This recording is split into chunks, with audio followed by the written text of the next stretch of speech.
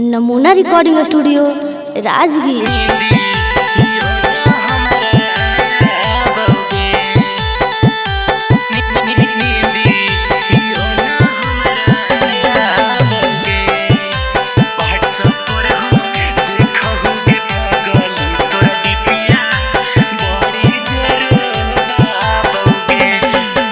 ओइना में हम देखहुगे पगली सूरतिया तोरे नजर आबौगे गे सूरतिया तोरे नजर आबौगे हे गे व्हाट्सएप पर हम देखहुगे पगली तोरा डिपिया बड़ी जेरो बाबौगे हे गे डिपिया बड़ी तोरा रो बाबौगे हे गे रतिया में हम सुतहु करे जावा तनी यो न हमारा आया बौगे हे गे नींदी यो न हमारा आया बौगे।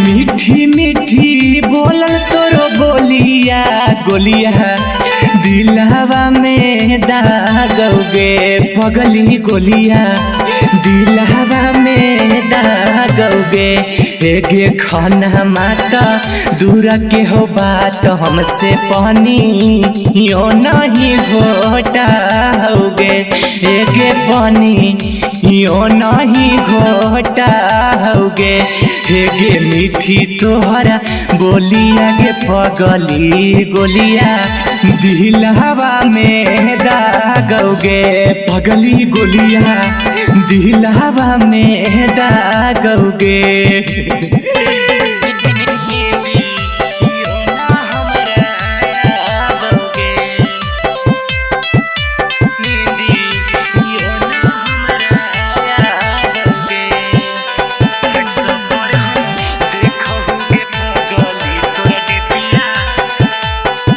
Recording studio Rajgir.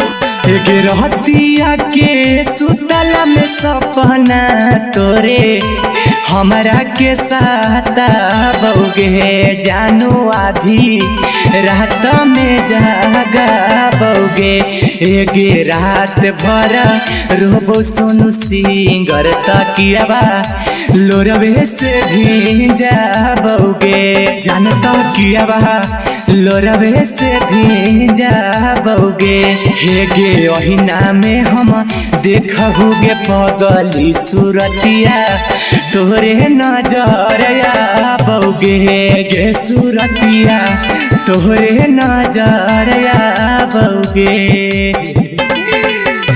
नमूना रिकॉर्डिंग स्टूडियो राजगीर।